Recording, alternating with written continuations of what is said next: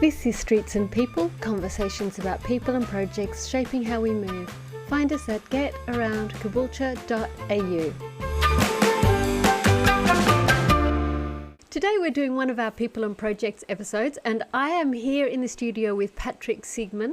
And it's great because last week we tried and we got blacked out for the various storms. I'm here on Gubbi Gubbi country in Queensland and Caboolture. Patrick, whereabouts are you calling from? So I'm in San Francisco, California. What made you interested in this whole area, and why does it matter to you? It's a good question because at first glance, parking policy is pretty dry. For me, though, I was a college student. I was looking for something interesting to do in future career, and I was also looking for a major. As it happened, my university was going through a budget crisis. We had to cut something. I saw in the student newspaper that this large and very ugly parking garage that had recently been built on campus had worked out to about $15,000 a parking space. This was 1992, I believe. So that would be around $55,000 today in Australian money. I could get a permit to park in that garage for $56 a year. That's around $200 Australian today. And I thought, how does this work? Because I don't see how a $56 a year permit can possibly pay back the cost of a $15,000 parking space, plus the cost of running the elevators, the lighting, the sweeping, the maintenance. And I thought, okay, seems like somebody's paying for this. And it's probably not those of us who park in it. And my university has a budget crisis. So I thought I'd dig into this. And I was also looking for a practical way to be an environmentalist. So I thought driving produces a lot more pollution than getting around by other ways. So if we're subsidizing driving, then we're subsidizing more pollution. And that seems maybe not like a good thing. So I thought, maybe if there's a subsidy here, maybe my university should reduce the subsidy for those of us who are wealthy enough to be able to afford a car and drive it around, rather than cutting important programs like classes that you can use no matter whether you can afford a car or not. So I went to the library and I started digging around for anybody who had written anything about the economics of parking. And I turned to the work of a professor named Donald Shoup, who is a professor at University of California at Los Angeles. He passed away earlier this year and we miss him. As it turned out, he had written quite a bit about this topic. And I find myself sitting in the library reading and laughing as I'm reading a paper on parking policy, because a lot of what he had to say was both really insightful and hilarious. So by the time I got done with reading one paper, I decided I should read a few more. And by the time I got done reading a few more by him and his students, I thought, okay, I should become an economist.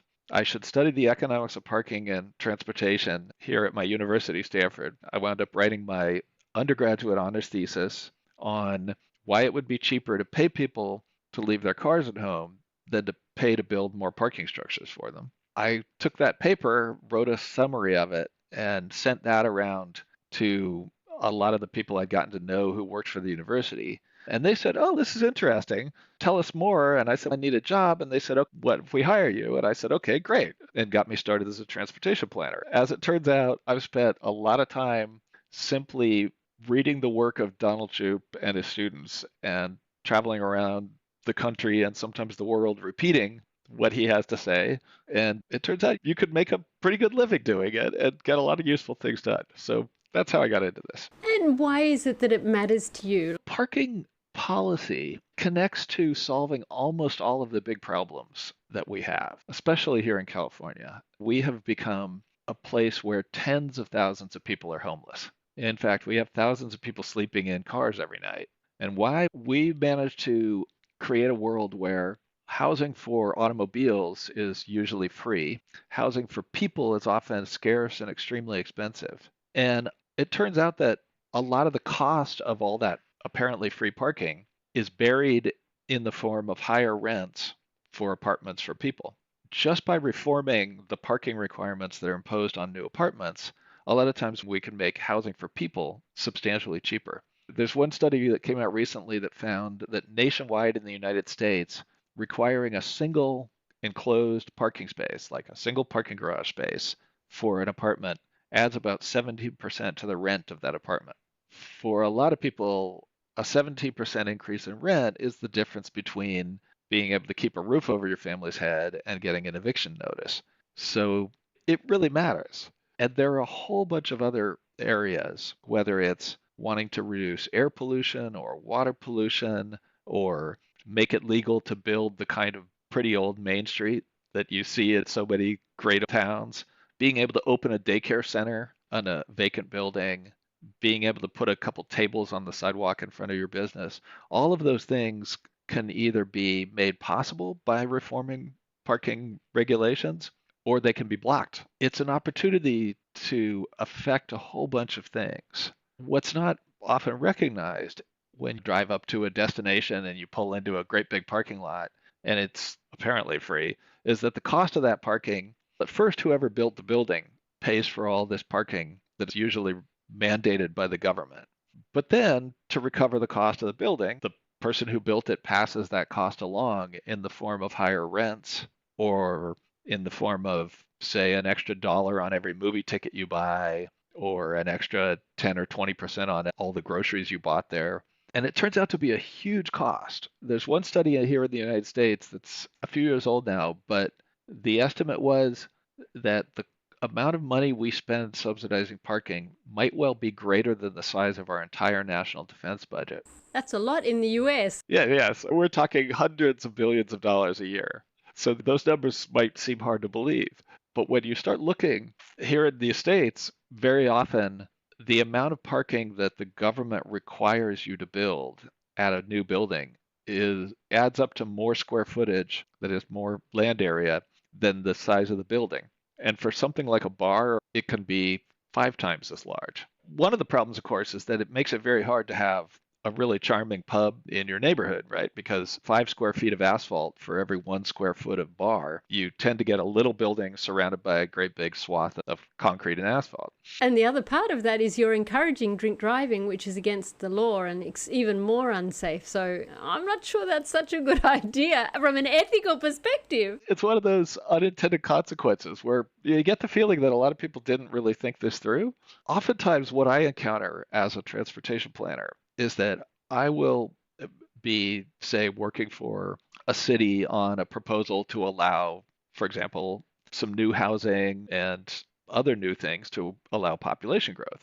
And people will say, we would like to have no new traffic from this. Like oftentimes maybe they're opposed to allowing anything new in their neighborhood because they don't want more motor vehicle traffic, which is totally understandable. And then they'll say, and we also don't want to have the people who come to the new destination showing up on our street in front of our houses and filling up all the parking on the street. And again, that's rational too. But the problem is, a lot of times cities have tried to solve the second problem by requiring the bar to have a giant parking lot because they're thinking, okay, that way everybody who's going out on Friday night to have a bunch of beers and enjoy the game, they're not going to go park on the residential street around the corner. So that's the rationale usually behind this kind of thing, that city planners often start from the assumption that the highest value in city planning in their town is to ensure that people can park on the street for free for as long as they want, no matter who they are. And if you start with that as your highest value, then the easiest way to get that, maybe the only way to get that, is to require a huge amount of parking at every destination. That, of course, means, unfortunately, that people drive more because when parking is free, people are inclined to use it more than if they're paying for the real cost of it. And the other problem is that you get all these knock-on effects that come with that, like people stumbling out of bar at 2 a.m. and getting behind the wheel. It's remarkable when you could turn the conversation around and say, what if we actually wanted to both have less traffic and less drunk driving and more people taking a cab to the bar, and we also didn't want to have the people who do drive parking on the street and filling up all the parking in front of the houses. There are a lot of ways to manage the street parking. You could use prices, you can use permits. There are lots of ways to make sure that people don't fill up all the parking on your neighborhood street. And once you actually manage the on-street parking, then you could do lots of things to have the bars or the new apartments or whatever the new project is near you produce a whole lot less traffic. One of the key starting points is to ask yourself, okay, what are our biggest values? What are the main things we're trying to accomplish? And if ample free parking on every street, first come, first served to everyone in the world forever is the highest value, nothing else really matters, then sure, requiring a ton of parking at every destination is probably the policy you want. But if you're trying to accomplish other things, you need to look at all your parking policies and say, okay, does this help us accomplish these big picture goals? So I think that's a good place to start when you're thinking about parking.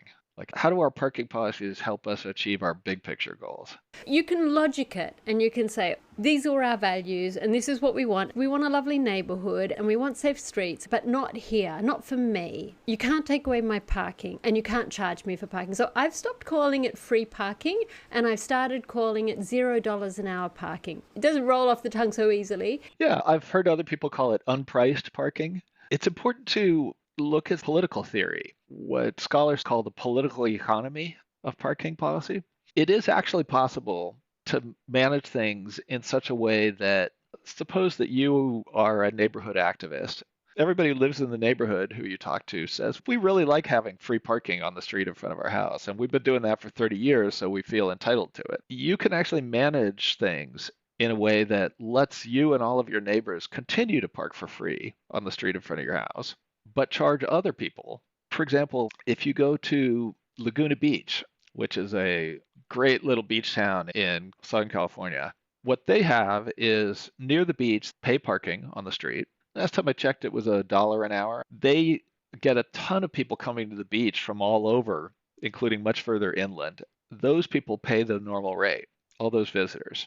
And the city uses those dollars to help pay for all of the beach lifeguards and everything else that's needed to handle all these visitors, cleaning up the trash and so on. But the residents who live in the neighborhood near the beach, they pay only $40 a year for their permits. And there's some cities that have a similar model, but it's just free for the residents. So that's one way to do it.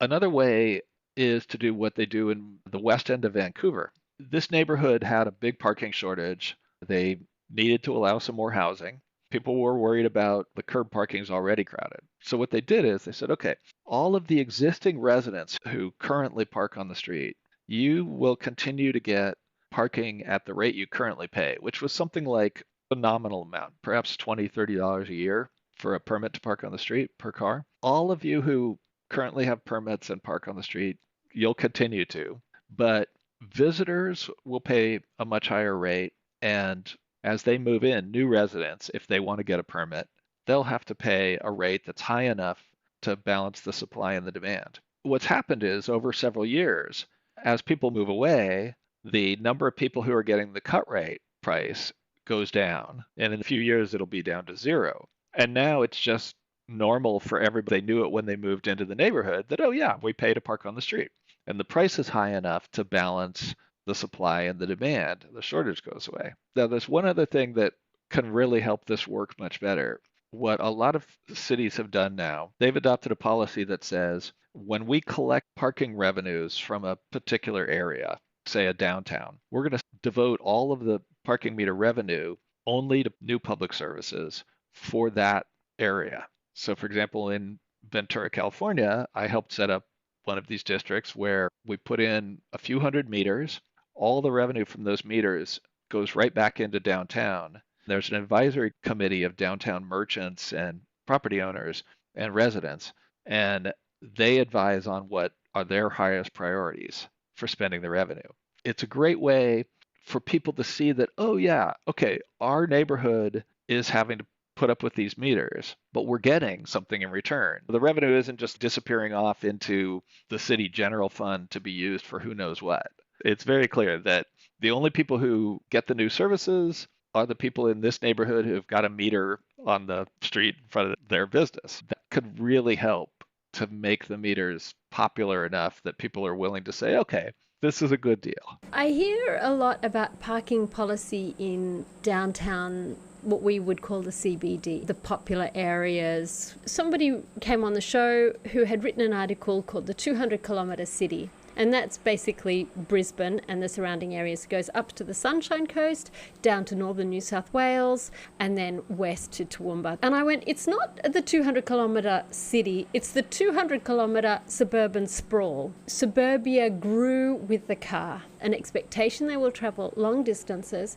They will have unpriced parking wherever they go, whether that's to the shopping centre, to the school pickup, to the everywhere, because actually the bus services are all undermined by this huge subsidy that we give cars. What I want to know is, in suburbia, outer sprawl, where there is no bus service, people have a high expectation that they will be able to go, I'm at home and I want to go wherever I want instantly with no hassle. So now tell me some ways to navigate that with the community. Say our listener is a counsellor, because they have to deal with the brunt of community reaction. Some of those people are really nasty, and they get this not just for one meeting, they get this on their social media accounts like a lot and for a sustained period of time. It's very verbally abusive, and obviously women and people who aren't white, they cop even more. So what would be a way of pricing it in a deeply suburban sprawl area? In that situation, oftentimes a really good first step is to simply get rid of the government regulations that force everyone to build the exact minimum number of parking spaces specified by the government. Because two things tend to happen when you do that in a very auto-dependent area. The first thing is the average person doesn't even know these regulations exist. The second thing is that oftentimes it's a very modest change. People often go on building enough parking at every destination to provide free parking to their customers, or however many parking spaces they think they want at their ranch house. Let's suppose a person has a farmhouse on a hectare of land. You can take away the government regulations telling them how many parking spaces they have to have for each chicken coop, and you could pretty much bet that they'll build enough parking spaces to meet their needs. I used to be a river guide up in the middle of Alaska, and we had plenty of parking. And maybe there was some government regulation that told us how much to, but I don't think so. Removing those regulations, being very clear in saying that, remember, this is not removing parking. This is just removing the government regulation that tells you how many parking spaces you have to build for each bowling alley and each daycare center and all that stuff. It's basically a way to let people decide for themselves how much parking they do or don't need. And it can be really useful, especially in places where if you go out and talk to people who are trying to do things, for example, of one woman in Oregon, she just wanted to open a daycare center in her house for a few children. She couldn't and gave up the project because she couldn't figure out any way to put enough asphalt on her lot to allow her to open a daycare center. We've had business owners who literally all they wanted to do was put 2 tables and 4 chairs on the sidewalk in front of their business. And there was plenty of room on the sidewalk. That wasn't the issue. The issue was that in that city, what happened to be Berkeley, the number of parking spaces required for a restaurant depended on the number of tables. And so adding 2 tables meant adding more parking spaces. This building was in an old business district in a building that had no on-site parking. So it was like, okay, I guess I can't put out tables. I was just thinking you could do one long table out the front, have 20 patrons around. If it's done by table, let's reduce the number of tables inside and create benches, and then you solve that problem. You've only got 3 tables. There are all kinds of ridiculous workarounds that people come up with. It's pretty hilarious. The city of Denver, Colorado is very auto-dependent. It sprawls out for miles and miles. They just got rid of all their minimum parking regulations. And one of the first things I heard is that his favorite Mexican restaurant just converted several of their parking spaces into outdoor picnic tables. And now they've added an awning and so on. This is the kind of thing that just happens. People might say, but we need parking. And the answer is, yeah, sure you do. People still build it, because the restaurant owners know that actually their customers want parking. What we saw in Buffalo after they got rid of all their minimum parking mandates is that about 15% less parking got built than was previously required. Buffalo happens to be a place that gets famously cold and snowy during the winter, so it's understandable that you get a lot. Now, the one thing that you do need to be prepared to do in particular places, if and when it's needed, is that you may need to set up some management of the on-street parking. And if it's a really auto-dependent suburb, tons of parking at every destination, the chances are good that you won't need to do that almost anywhere. You may need to do it when you get a new project coming in. We recommend to cities that they set up a process where, as part of the application and permitting process for new buildings, the staff just reviews it and takes a look and says, okay, is there a reasonable chance that this could result in some need to manage the nearby parking? And if the answer is yes, then at that time, the staff can go out and work with the neighbors and say, okay, this new housing is coming in. We think it may result in possibly some spillover parking onto your neighborhood streets. Here are some ways that we could potentially manage that, or we could leave it alone. What I find is that often the cost of managing the on-street parking is really tiny compared to the cost of building all this parking. If you're a city that has got goals, we want to have more businesses and more jobs and more sales tax revenue in our town, oftentimes handling parking by managing the street parking only when you need to is a much better way to make it possible for people to open new businesses or to expand their businesses. Whereas I've worked a lot of places where somebody literally had a vacant building that had been sitting vacant for a decade, and all the people who wanted to rent it and open a business would just say, I can't make this work because I can't comply with the city parking regulations. There are lots of times where the minimum parking regulations are getting in the way of cities' big goals. And that's where this can be really useful. That's really good. So say our listener is a community member and they've heard your wise words and they've thought, this is great. I'm prepared to rethink how I understand parking. And I'm also going to say, if somebody's at the bottom of the food chain at council in the planning team and they go, that would be really great, but I am not heading the planning team, so I'm at the bottom of the food chain. So give me some ideas. So our listeners that I bring to mind for the community are my friend who's got one child at kindergarten and the other one is 15 months away from starting. No money, no time, everything's pretty limited. The other one is somebody who has chronic pain and disability, insecure housing, also a very keen supporter of us. And then a junior person in the planning team at council, what could they do? I have a friend who likes to say, scratch your own itch, meaning if you see a problem in your life or in your family's life or your friend's life that could be helped by changing parking policy, then that's a good place to start, because hopefully you'll solve a problem for yourself or your friends, and you'll probably in the process learn a lot and solve that problem for everybody else in your town. So for example, if you know anybody who can't find access to the daycare they want, and part of it is that these regulations are getting in the way of opening a daycare, you may not know right now whether parking regulations are a problem, but if you talk to people with daycares, it might be. Or let's say you're trying to either open a business or you have friends who are, see if they're having problems with this. For example, is your rent higher than you want it to be and you can't drive, and your apartment has a lot of parking spaces outside it that you can't use? You're still paying for those, right? The cost of those apartments is hidden in the rent. So there are a lot of circumstances where you can look at, as you look around, you may well find things in your own life or the lives of people you care about that are being really hurt by bad parking policies. So that's one place to start. And if you can educate yourself and then educate some of the people who matter, that could really help.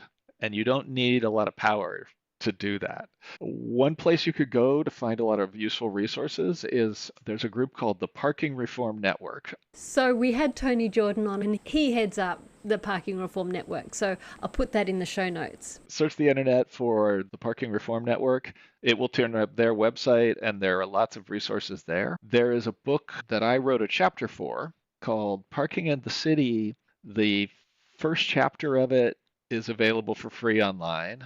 It has a highly entertaining first chapter by Donald Shoup, which kind of summarizes a lot of the things I've been talking about, but more eloquently and in more entertaining language. I'll put that in the show notes. It's a little bit long and a little bit technical, but I find it's very helpful. If you find it too much and you're not a big reader, what you can do is you can put it into one of the AI systems and just ask for some really good summaries. The other thing to do is you can get one of the audio reading devices. It's also well worth checking out some of the videos. For example, Donald Shoup, that's spelled Shoup, he has done many presentations. And if you search online for videos by him, you will turn up lots of presentations, which are often pretty entertaining. You could get into lots of technical detail, but a lot of the basic principles are pretty simple and can be applied anywhere. I think it's important to try to just focus on those principles.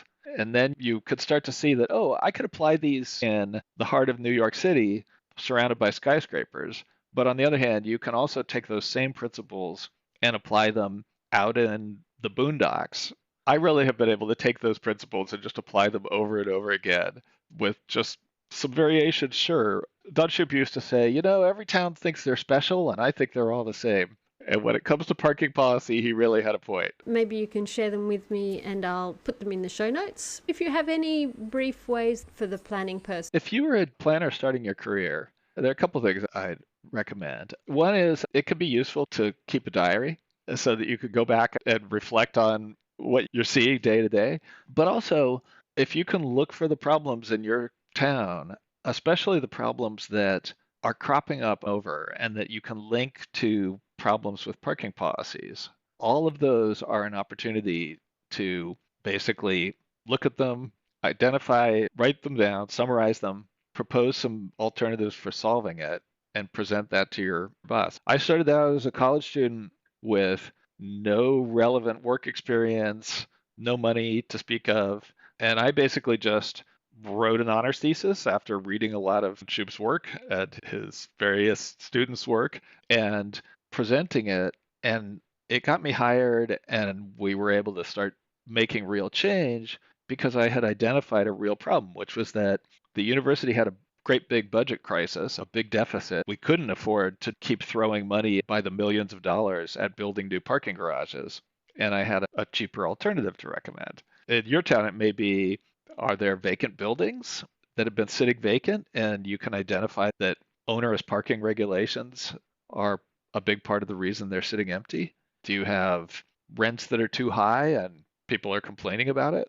If rents are too high and there are no parking fees at new apartment buildings, right there you know that the rents are several $100s a month higher for each apartment as the cost of that parking is being hidden in there. At least you should know. That's what the research makes very clear and what basic economics tells you. So whether it's high rents or businesses that can't open or can't expand, very often there are problems in your town and they're being made worse, maybe entirely created by your city's basically misguided parking regulations. So I actually saw what was going to be presented to council last week, and it was a very high, dense, I think, temporary housing, and the 2 bedrooms that were allocated per space was smaller than the garage space. It was actually smaller. And I thought, what's going to happen is that garage space is actually going to be converted into another use and people won't be parking there. And as it is, I think only 70% of garages are actually used for storing at least one car. So a whole lot of garages are not used as garages, which is, I think, really shows that the problem is not the parking at home. And very often I will go to places where people say, we have a terrible parking shortage. We'll do some counts and we'll discover that, okay, sure, maybe all of the parking spaces on the street fill up fairly often, but just a few feet away, there are parking spaces that are converted to something else or they aren't being used. Very often that's a case where even though you have these regulations that have demanded a ton of parking, they aren't working to achieve the purpose of making it easy to park on the street for no price. And so, yeah, that's a typical example of a time where you can solve the problem by managing the on-street parking, at least the problem of parking on the street being overcrowded. and your city has failed to solve the problem by demanding a lot of off-street parking, and you could get a lot of really bad consequences from that. I was working a few years ago in a city called East Palo Alto. It's an area with a terrible housing shortage. Many people were living in garages that had been converted to apartments without permits. The city hired 2 new code enforcement staff who went out and began ticketing all of these property owners who were letting people live in their garages. That resulted in dozens of people, including children, moms, sleeping in their cars because they had just been kicked out of the garages. That caused such an uproar that things changed. One of the things that changed was they made it a lot easier to legally convert garages into apartments and just required some basic safety things like proper wiring. It became very obvious just how much people were being hurt by forcing people to build a lot of parking that was not what people most needed.